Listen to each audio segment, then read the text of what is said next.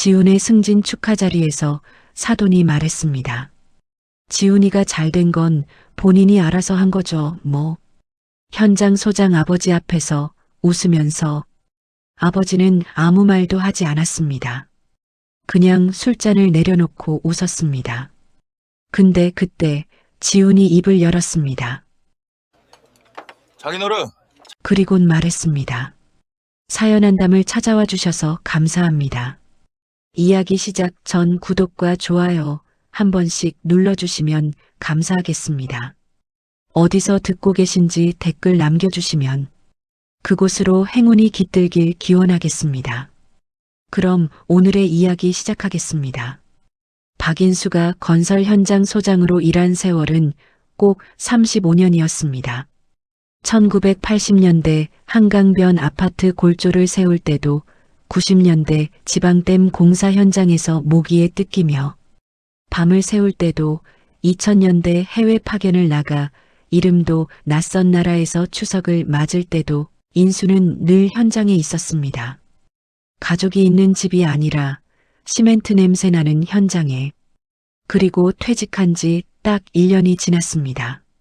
아침 6시 인수는 오늘도 습관처럼 눈을 뜨고 출근할 곳이 없다는 사실을 새삼스럽게 깨닫습니다. 거실 소파에 앉아 리모컨을 들었다 놓았다 하다가 결국 베란다로 나가 아내 순자가 키우는 화분에 물을 줍니다. 화분이 12개. 이름도 모르는 식물들. 집안이 이렇게 조용한 줄 그는 정말 몰랐습니다. 아들 지우는 서울에 살고 있습니다. 차로 1시간 거리. 하지만 마지막으로 얼굴을 본 게 지난 추석이었으니 사실상 마음의 거리는 훨씬 멀었습니다. 전화도 아내를 통해서만 이어질 뿐 부자 사이에 직접 오간 연락은 손에 꼽을 정도였습니다. 지훈이 대학에 입학했을 때도 취직했을 때도 결혼했을 때도 인수는 자리에 있긴 했지만 무언가 중심에서 비껴나 있는 사람처럼 어색했습니다. 그게 이상한 일인지 인수는 오랫동안 몰랐습니다. 아버지란 원래 그런 자리라고 생각했으니까요. 어느 날 저녁 순자가 조심스럽게 말을 꺼냈습니다. 지훈이가 이번에 팀장 달았대요. 승진했다고. 인수는 잠시 뉴스 화면에서 눈을 떼고 대답했습니다. 그래. 딱 한마디. 그리고 다시 텔레비전으로 눈을 돌렸습니다. 순자는 더 말을 잇지 않았습니다. 두 사람 사이에 무거운 정적이 내려앉았습니다. 인수는 그 정적이 낯설지 않았습니다. 오히려 너무 익숙해서 그게 문제라는 것조차 느끼지 못하고 있었습니다. 사건은 아무것도 아닌 날 찾아왔습니다. 지훈의 결혼 5주년 기념일. 순자가 먼저 아들 부부를 집으로 초대했고 지훈은 아내 서연을 데리고 왔습니다. 오랜만에 내 식구 저녁 자리였습니다. 밥상에 반찬이 10가지는 올라왔지만 대화는 텅 비어 있었습니다. 순자 혼자 분위기를 살리느라 쉴 새 없이 말을 이었고 서연은 눈치를 보며 맞장구를 쳤습니다. 지훈은 밥만 먹었고 인수도 마찬가지였습니다. 부자가 밥상에 함께 앉아 서로 한마디도 나누지 않는 것이 이 집에서는 전혀 이상한 일이 아니었습니다. 식사가 끝나고 인수가 자리에서 일어서려는 순간 서연이 무심코 한마디를 했습니다. 아버님, 저희 내년 봄에 아기 가지려고 하거든요. 그럼 더 자주 뵐 수 있겠죠? 인수는 잠시 멈췄습니다. 손자 혹은 손녀. 그 단어가 가슴 어딘가를 가볍게 건드렸습니다. 그런데 바로 그때 지훈이 조용히 한마디를 얹었습니다. 바쁘실 텐데. 짧은 문장이었습니다. 비꼬는 말투도 아니었습니다. 담담하고 건조했습니다. 마치 오래전에 이미 결론이 난 이야기를 확인하는 것처럼. 그래서 더 날카로웠습니다.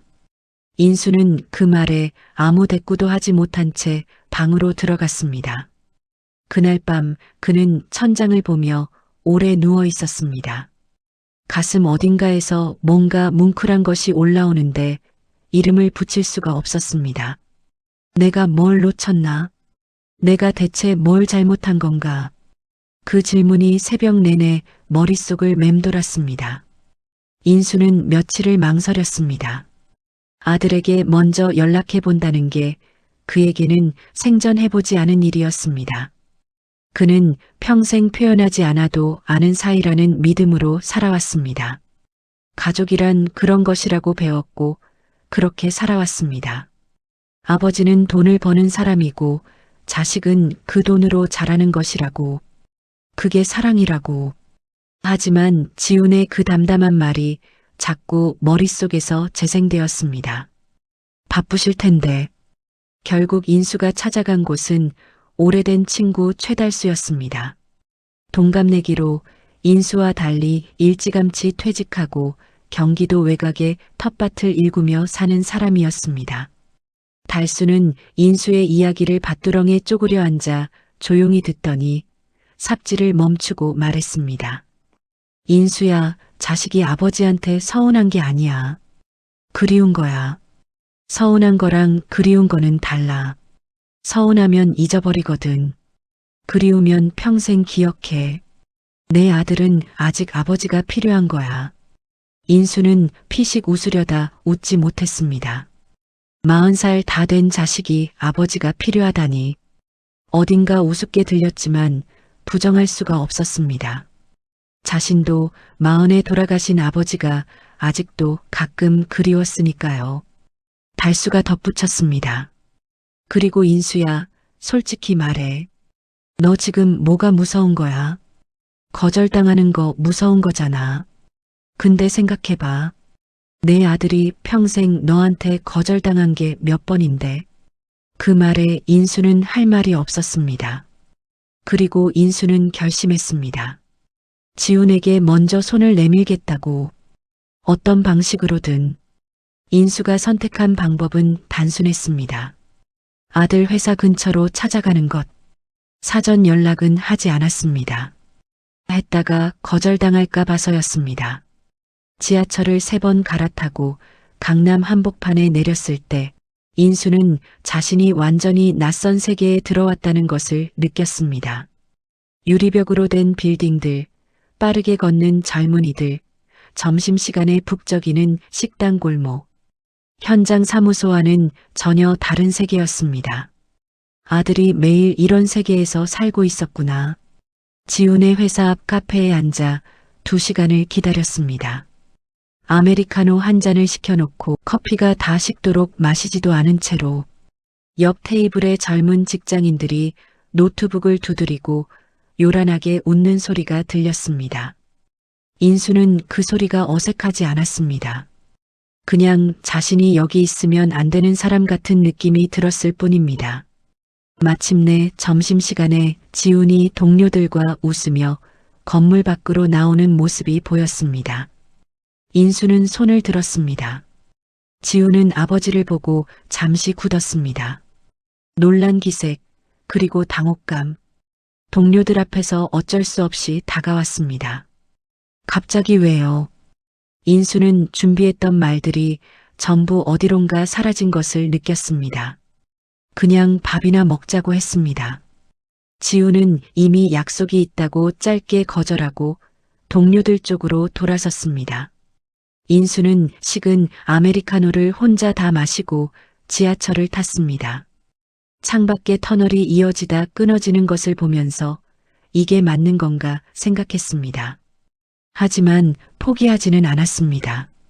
그것만은 확실했습니다. 며칠 뒤 인수는 다시 시도했습니다. 이번엔 문자를 보냈습니다.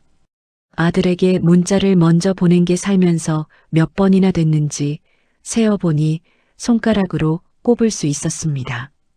인수는 문자창을 열고 한참을 들여다봤습니다. 결국 보낸 문자는 이것이었습니다. 이번 주말에 시간 되냐? 지훈은 한참 뒤에 답장을 보냈습니다.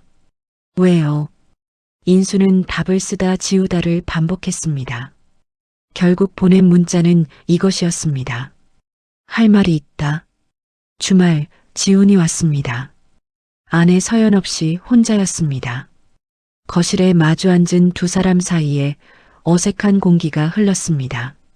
순자는 눈치껏 커피만 내려놓고 자리를 피해줬습니다. 인수가 먼저 말을 꺼내려는 찰나 지훈이 조용히 먼저 입을 열었습니다. 아버지, 저 어릴 때 운동회 있었잖아요. 4학년 때 달리기에서 1등 했거든요. 인수는 기억이 났습니다. 그날 해외 현장에 있었습니다. 순자에게 전화로 들었습니다. 들었다. 근데 그날 반 애들 아버지들이 다 왔었어요. 저만 없었어요. 제가 1등 테이프 끊고 뒤를 돌아봤는데 거기 아버지 자리가 비어 있었거든요. 그때 처음으로 이상하다고 생각했어요. 왜 우리 아버지는 항상 없을까? 인수는 할 말을 잃었습니다. 지우는 감정을 씻지 않고 담담하게 말했습니다. 그 담담함이 오히려 더 무거웠습니다. 그 다음부터는 안 이상했어요. 그냥 원래 그런 줄 알았으니까. 아버지가 없는 게 우리 집 기본값이었으니까요. 기본가? 그 단어가 인수의 가슴 어딘가에 깊이 박혔습니다. 나는 다 괜찮아요. 근데 할 말 있다고 해서 들으려고 온 거예요. 인수가 말했습니다. 지훈아, 나 퇴직하고 나서 방 정리하다가 박스 하나 찾았다. 지훈의 눈이 미세하게 흔들렸습니다. 내 어린 때 상장들이랑 편지들이 있더라. 붙이지 않은 것들. 엄마한테 받은 거예요? 아니, 내 방 다락에 있던 거. 엄마도 몰랐던 것 같더라. 지훈의 얼굴에서 담담함이 조금씩 무너지기 시작했습니다. 그 상자는 지훈이 중학교 2학년 때 스스로 봉인하고 다락에 올려뒀던 것이었습니다. 아버지에게 보내려고 썼다가 붙이지 못한 편지들, 아버지에게 보여주고 싶었던 상장들, 어느 순간부터 아버지가 오지 않는다는 걸 당연하게 받아들이면서 그냥 조용히 접어버린 마음들. 인수는 품에서 편지 하나를 꺼냈습니다. 접힌 자국이 너덜너덜한 초등학교 3학년 글씨로 쓰인 종이였습니다. 아빠, 나 오늘 받아쓰기 100점 맞았어. 선생님이 잘했다고 했어. 아빠한테도 보여주고 싶었어. 빨리 집에 와. 보고 싶어. 지우는 그 편지를 보는 순간 30년 넘게 단단히 봉인해뒀던 무언가가 가슴 안쪽에서 스르르 풀리는 것을 느꼈습니다. 눈물이 나오지는 않았습니다. 대신 목이 잠겼습니다. 인수가 말했습니다. 다 읽었다. 전부. 지우는 고개를 숙였습니다. 그때 보냈어야 했는데 아버지가 읽어줬을 것 같아요? 인수는 그 말에 대답하지 못했습니다. 대답할 수가 없었습니다. 읽었을 것 같다고 자신 있게 말하기에는 그 시절의 자신이 너무 잘 기억났으니까요. 두 사람은 아무 말 없이 한참을 그렇게 앉아 있었습니다. 지훈이 돌아간 뒤 인수는 한참을 거실에 혼자 앉아 있었습니다. 그때 순자가 부엌에서 나왔습니다. 설거지를 끝낸 손을 앞치마에 닦으면서 조용히 맞은편에 앉더니 한참을 말없이 인수를 바라봤습니다. 인수가 먼저 말했습니다. 잘 됐지, 그래도. 순자는 대답하지 않았습니다. 그냥 보고 있었습니다.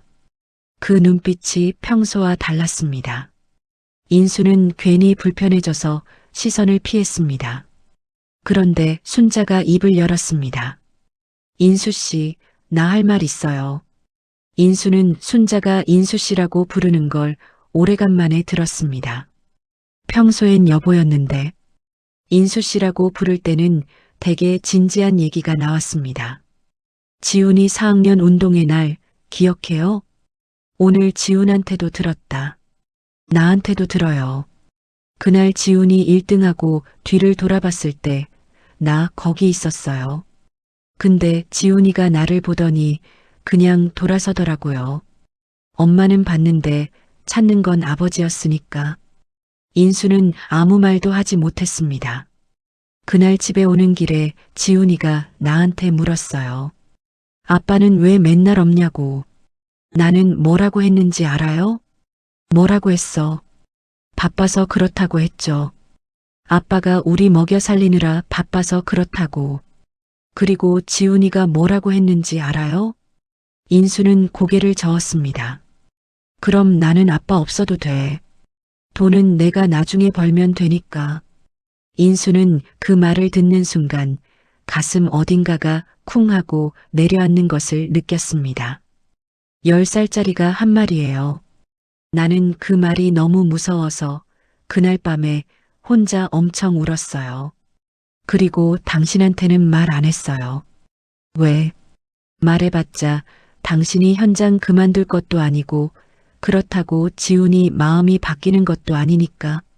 내가 중간에서 그냥 버티는 수밖에 없었으니까요. 순자는 그렇게 말하고 일어섰습니다. 더 따지지도 울지도 않았습니다. 그냥 방으로 들어갔습니다. 인수는 혼자 거실에 남았습니다. 10살짜리 아이가 한 말이 귓속에서 자꾸 맴돌았습니다. 그럼 나는 아빠 없어도 돼.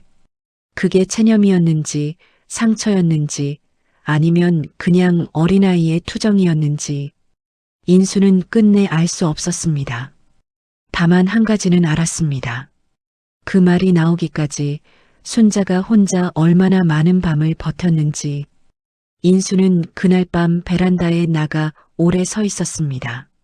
아내가 키우는 12개의 화분을 바라보면서 이름도 모르는 식물들이 이렇게 탐스럽게 자라 있었습니다. 누군가 매일 물을 줬으니까.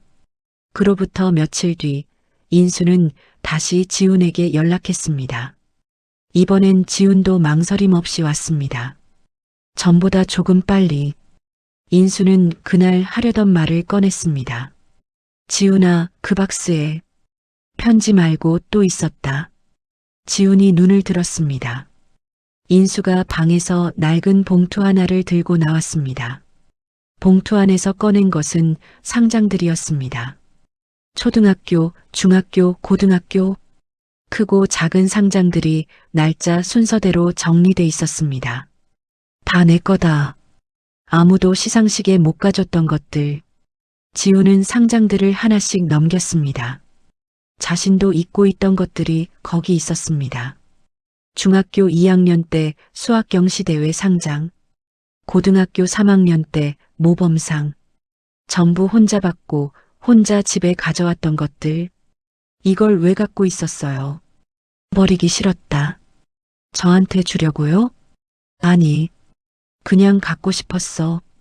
지훈은 손에 들고 있던 상장을 내려다봤습니다. 한참 동안 아버지가 읽어줬을 것 같아요, 편지를. 조금 전 자신이 했던 질문을 스스로 거두는 것 같았습니다. 인수는 대답하지 않았습니다. 그냥 앉아 있었습니다. 두 사람은 한동안 아무 말 없이 그 상장들을 사이에 두고 마주 앉아 있었습니다. 그날 이후 조금씩 달라졌습니다. 지훈이 먼저 연락해 오는 일은 여전히 드물었습니다. 그러나 인수가 문자를 보내면 전보다 빨리 답장이 왔습니다. 짧은 답장이었지만 그것만으로도 달랐습니다. 인수는 작은 것들을 시작했습니다. 지훈이 어릴 때 유독 좋아했던 갈비찜을 순자에게 물어물어 배워서 반찬통에 담아 지하철로 갖다 줬습니다. 처음에 지훈은 당황한 기색이 역력했지만 현관 앞에서 그냥 받았습니다. 두 번째는 문까지 나와서 받았습니다. 세 번째는 들어오라고 했습니다. 서연이 임신 소식을 알려온 것은 그 무렵이었습니다. 인수는 그 소식을 듣고 오랜만에 가슴이 따뜻해지는 것을 느꼈습니다. 아내 순자는 전화기를 붙들고 한참을 울었습니다. 인수는 옆에서 조용히 웃었습니다. 드러내지 않은 채로 늘 그랬던 것처럼. 그러나 두 사람 사이에 쌓인 세월이 그렇게 쉽게 녹을 리 없었습니다. 진짜 시련은 아직 남아 있었습니다. 어느 일요일 갈비찜을 들고 아들 집을 찾아간 날이었습니다. 서연이 병원 검진이 있어 지훈과 단둘이 있게 됐습니다. 두 사람은 거실에 어색하게 앉아 텔레비전을 봤습니다. 말은 없었지만 전처럼 불편하지는 않았습니다. 그게 조금씩 나아지고 있다는 증거였습니다. 인수가 화장실을 다녀오다가 복도 끝 서재문이 열려 있는 것을 봤습니다. 안을 들여다볼 생각은 없었는데 벽에 걸린 것이 눈에 들어왔습니다. 액자였습니다. 조그만 나무 액자 안에 빛바랜 사진 한 장이 들어 있었습니다. 해상도가 낮고 흔들린 사진이었습니다. 공사 현장 같은 배경에 안전모를 쓴 남자가 멀리서 찍혀 있었습니다. 인수는 가까이 다가갔습니다. 그 남자가 자신이라는 걸 알아보는데 시간이 걸렸습니다. 어림잡아 30대 초반, 한창 현장을 뛰어다니던 시절의 모습이었습니다. 사진이 너무 멀어서 얼굴은 잘 보이지도 않았습니다. 지훈이 다가왔습니다. 인수가 서재 앞에 서 있는 것을 보고 잠시 멈칫했습니다. 그거 중학교 때 찍은 거예요. 인수는 돌아봤습니다. 내가 찍었냐? 아버지 현장이 어딘지 엄마한테 물어봐서 혼자 버스 타고 갔어요. 몰래 가서 멀리서 보다가 그냥 왔어요. 인수는 말이 나오지 않았습니다. 말 걸려고 갔던 건 아니었어요. 그냥 어떻게 생겼는지 보고 싶었어요. 일하는 거. 중학생 아이가 혼자 버스를 타고 아버지 공사 현장까지 찾아갔다는 것. 말도 걸지 않고 멀리서 보다가 그냥 돌아왔다는 것. 그 사진을 30살이 다 되도록 버리지 않고 지금은 액자에 넣어 서재에 걸어뒀다는 것. 인수는 그 사실들이 한꺼번에 가슴으로 쏟아지는 것을 느꼈습니다. 왜 말을 안 했냐? 지우는 잠시 생각하다가 말했습니다. 아버지가 바빠 보였어요. 방해하기 싫었어요. 방해. 아들이 아버지를 보러 갔다가 방해가 될까봐 그냥 돌아왔습니다. 인수는 그 단어 하나가 가슴을 한번 세게 치고 지나가는 것을 느꼈습니다. 두 사람은 한동안 그 사진을 같이 바라봤습니다. 인수가 낮게 말했습니다. 그날 말 걸었어야 했는데. 지훈이 피식 웃었습니다. 저도요. 짧은 대화였습니다. 하지만 그 짧은 대화 안에 30년치 거리가 조금 좁혀지는 소리가 났습니다. 지훈의 승진 축하 자리가 잡혔습니다. 지훈의 직장 동료 몇 명, 장인 오태식 내외, 그리고 인수 부부까지 강남의 작은 한식당 룸을 잡은 소박한 자리였습니다. 인수는 사실 이런 자리가 불편했습니다. 말 잘하는 사람들 사이에서 혼자 조용히 앉아 있어야 한다는 걸 알았으니까요. 예상은 빗나가지 않았습니다. 장인 오태식은 자리에 앉자마자 분위기를 장악했습니다. 목소리가 크고 말이 많고 자신이 사위를 위해 얼마나 많은 것을 해줬는지를 거침없이 늘어놓는 스타일이었습니다. 우리 지훈이가 이 회사 들어갈 때도 내가 뭐 다리를 놓은 건 아닌데 뭐 아름아름 도움이 됐지. 이번 팀장 승진도 내가 평소에 인맥 관리를 잘 해놔서 아무래도 좋은 평판이 도는 거 아니겠어요? 지훈은 조용히 술잔을 내려다봤습니다. 서연은 어색하게 웃었습니다. 그 말이 얼마나 과장된 것인지 자리에 있는 사람들은 대충 알았지만 아무도 건드리지 않았습니다. 문제는 그 다음이었습니다. 오태식이 인수 쪽으로 시선을 돌리더니 흡족한 표정으로 말했습니다. 지훈이 아버님은 어디 계셨어요? 건설 현장이요? 아유, 고생 많으셨겠다. 근데 지훈이가 이렇게 반듯하게 잘 자란 건 뭐 본인이 알아서 한 거지. 하하. 웃음소리가 룸 안에 퍼졌습니다. 오태식 본인만 웃었습니다. 좌중의 공기가 순식간에 싸늘해졌습니다. 인수는 조용히 술잔을 내려놓았습니다. 반박하지 않았습니다. 그냥 웃었습니다. 평생 현장에서 갈고 닦은 능력, 아무리 자존심이 긁혀도 상황을 크게 만들지 않는 것. 그 능력이 지금 발휘되는 중이었습니다.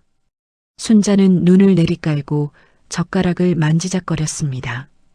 오래 참아온 사람의 표정이었습니다. 오태식이 기세를 이어갔습니다. 지훈아, 이번에 팀장 됐으니까 이제 임원 코스 밟아야지. 내가 알기론 너네 회사 임원 되려면 학벌보다 인맥이야, 인맥. 이 아버님이 인맥이 있으신지는 모르겠지만 그 순간이었습니다. 지훈이 조용히 술잔을 내려놓았습니다. 그리고 입을 열었습니다. 장인어른, 잠깐만요. 목소리는 낮고 차분했습니다. 그런데 그 차분함에서 무언가 단단한 것이 느껴졌습니다. 오태식이 말을 멈췄습니다. 저 사실 아버지한테 오랫동안 서운했어요. 자리에 안 계셨던 게 운동회도 졸업식도 군 입대 날도. 근데 작년에 알게 됐거든요. 아버지가 35년치 월급 명세서를 전부 모아놨다는 거. 인수는 예상치 못한 이야기에 눈을 들었습니다. 제 고등학교 입학금 낸 달 명세서를 봤어요. 그 달에 특근 수당이 기본급이랑 맞먹더라고요. 제 대학 등록금 낸 달도 봤어요. 그 달에 아버지 용돈이 얼마인 줄 아세요? 15,000원이에요. 현장 소장이. 루만이 조용해졌습니다. 저 장학금 한 번도 못 받았어요. 공부를 그리 잘하진 못했거든요. 그 돈 전부 아버지 현장에서 나온 거예요. 장인어른이 말씀하시는 인맥이나 백 같은 거 저 하나도 없어요. 아버지도 그런 거 없어요. 그냥 35년 동안 새벽에 나가서 밤에 들어온 사람이에요. 오태식은 헛기침을 했습니다. 그리고 장인어른, 솔직히 말씀드릴게요.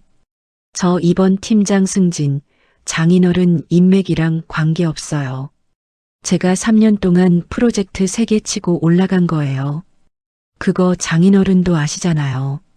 이번엔 오태식의 아내가 찻잔을 소리나게 내려놓았습니다. 지훈의 동료들은 고개를 숙이고 있었습니다. 서연은 눈가를 훔쳤습니다. 지훈은 마지막으로 인수를 바라봤습니다. 아버지가 폼 나는 직업을 가진 사람은 아닐 수 있어요. 근데 저한테는 35년 동안 한 자리를 지킨 사람이에요. 그게 제 기준에서는 충분히 멋있는 아버지예요. 인수는 아무 말도 하지 않았습니다. 할 수가 없었습니다. 평생 표현하지 않았던 아들이 오늘 처음으로 모든 사람 앞에서 아버지 편에 서 있었습니다. 그 무게가 가슴 한가운데로 쏟아지는 것 같았습니다. 눈물이 나오려는 걸 인수는 꾹 참았습니다. 현장에서 35년을 버틴 사람이었으니까요. 순자는 조용히 손으로 입을 막았습니다. 오태식은 그날 이후 말수가 부쩍 줄었습니다. 태식은 식사가 끝나자마자 먼저 자리를 떴습니다. 아내를 데리고 나가면서 지훈에게 짧게 수고했다고만 하고 인수 쪽으로는 눈을 맞추지 않았습니다. 주차장으로 내려가는 엘리베이터 안에서 인수와 지훈이 나란히 섰습니다. 순자와 서연은 한 발 뒤에서 조용히 따라왔습니다. 엘리베이터 문이 닫히고 지훈이 먼저 말했습니다. 아버지, 아까 제가 좀 너무했나요? 인수는 정면을 보며 말했습니다. 아니, 그래도 장인어른한테 저렇게까지 말한 건. 지훈아, 예, 잘했다. 딱 3글자였습니다. 지훈은 아무 말도 하지 않았습니다. 엘리베이터가 지하 1층에 멈추고 문이 열렸습니다. 주차장으로 나오면서 인수가 멈췄습니다. 지훈도 멈췄습니다. 순자와 서연은 눈치를 채고 조금 앞서 걸어갔습니다. 인수는 한참을 서 있었습니다. 무슨 말을 해야 할지, 어떻게 시작해야 할지 몰랐습니다. 평생 이런 말을 해본 적이 없었으니까요. 인수가 천천히 입을 열었습니다. 나는 내가 뒤돌아봤을 때 거기 없었다. 그게 맞는 줄 알았어. 아버지는 돈 버는 사람이고 그게 다인 줄 알았으니까. 지훈은 조용히 듣고 있었습니다. 근데 아니더라. 그게 다가 아니었어. 내가 늦게 알았어. 너무 늦게. 지훈이 말했습니다. 지금이라도 아시면 됐죠. 그렇게 쉽게 말해줘도 되냐? 쉽게 말하는 게 아니에요. 그냥 이제 지쳤어요. 오래 미워하는 것도 힘들더라고요. 인수는 그 말에 더 할 말이 없었습니다. 오래 미워하는 것도 힘들었다는 말. 그 말 안에 얼마나 긴 세월이 담겨 있는지 인수는 알 것 같았습니다. 인수가 손을 들었습니다. 어색하게 머뭇거리면서 그리고 아들의 어깨를 한번 두드렸습니다. 꽉 잡지도 오래 잡지도 않았습니다. 그냥 한번. 지우는 피하지 않았습니다. 그것으로 충분했습니다. 두 사람 모두에게 멀리서 순자가 그 모습을 보고 있었습니다. 서연이 옆에서 순자의 팔을 슬며시 잡았습니다. 순자는 아무 말도 하지 않았습니다. 그냥 오래 바라봤습니다. 30년이 넘게 기다린 장면이었으니까요. 집으로 돌아오는 차 안에서 인수와 지우는 나란히 앉았습니다. 순자와 서연은 앞자리에서 조용히 손을 잡고 있었습니다. 지훈이 먼저 말했습니다. 아버지, 나 오래 미웠어요. 알아. 어릴 때는 아버지가 우릴 싫어하는 줄 알았어요. 나중엔 그냥 그런 사람인 줄 알았고, 인수는 창밖을 봤습니다. 야경이 흘러갔습니다. 그런 사람 맞다. 지훈이 피식 웃었습니다. 근데 이제는 이해하려고요. 이해 안 해도 돼. 그냥 가끔 밥이나 먹자. 거창하지 않았습니다. 미안하다는 말도 사랑한다는 말도 없었습니다. 그런데 그게 오히려 진짜처럼 들렸습니다. 이 두 사람 사이에서는 이 정도가 가장 솔직한 말이었으니까요. 차가 아파트 앞에 멈췄을 때 지훈이 내리다 말고 뒤를 돌아봤습니다. 다음 주 일요일 서연이 태교 산책 가는데 같이 가실래요? 인수는 짧게 대답했습니다. 그래. 순자가 조수석에서 조용히 손으로 눈물을 닦았습니다. 그걸 아무도 모른 척했습니다. 하은이가 태어나고 2달이 지난 어느 날이었습니다. 지훈이 퇴근 후 인순의 집에 혼자 들렀습니다. 특별한 이유는 없었습니다. 그냥 오는 길에 들렀다고 했습니다.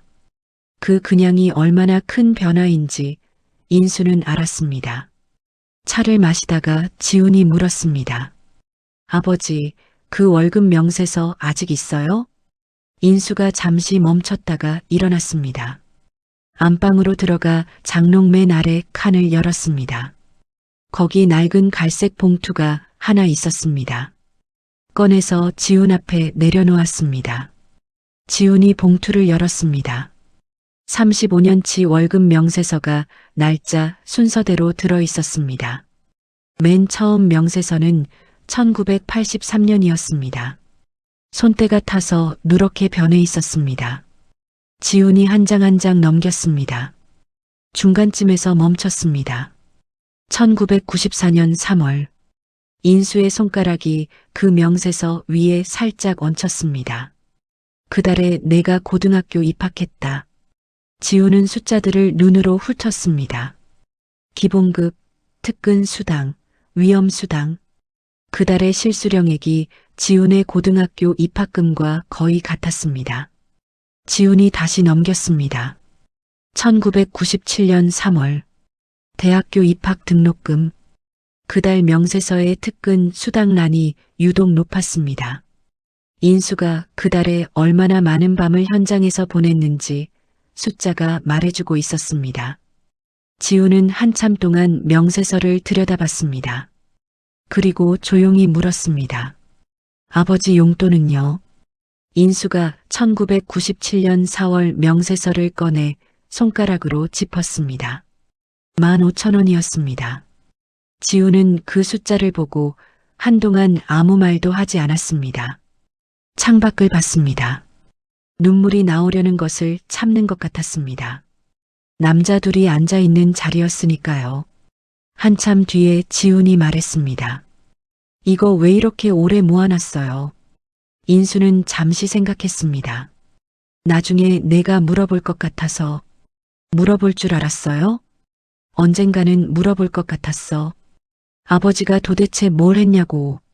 지우는 봉투를 조심스럽게 덮었습니다. 그리고 인수에게 다시 내밀었습니다. 아버지가 갖고 있어요. 내가 가져. 아니요, 아버지가 갖고 있어요. 나중에 하은이 크면 아버지가 직접 보여줘요. 할아버지가 어떻게 살았는지. 인수는 봉투를 받아들었습니다. 손이 조금 떨렸습니다. 나이 탓인지 다른 이유인지 인수 본인도 알 수 없었습니다. 봄이 왔습니다. 손녀가 태어났습니다. 이름은 박하은. 지훈이 지었고 인수가 학렬 자를 보태줬습니다.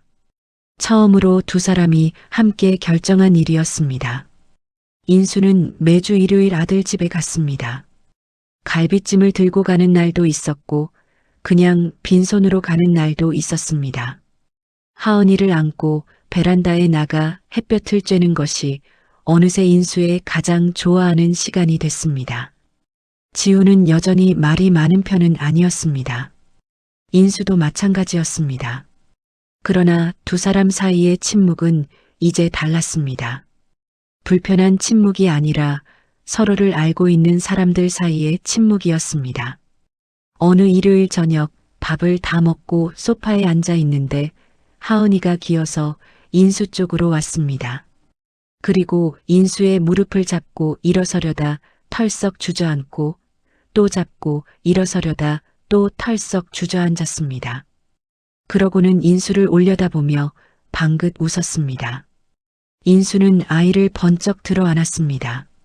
지훈이 그 모습을 보며 말했습니다. 아버지, 웃으시네요. 인수는 그제야 자신이 웃고 있다는 걸 알았습니다. 소리내어 웃고 있었습니다.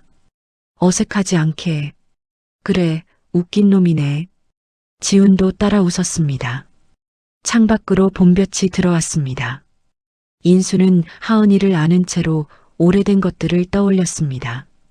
35년의 현장, 수백 번의 새벽 출근, 한 번도 채우지 못했던 운동회의 빈 의자.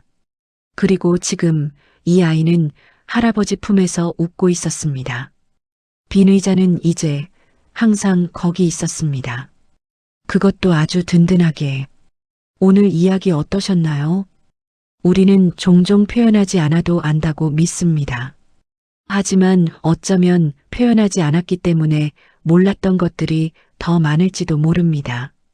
오늘 연락하고 싶은 사람이 떠오르셨다면 지금 바로 해보세요.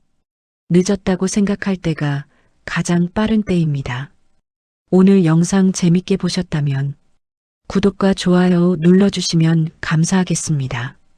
가장 인상 깊었던 장면이 있으시다면 댓글로 그게 어디인지 남겨주세요. 끝까지 시청해주셔서 감사합니다.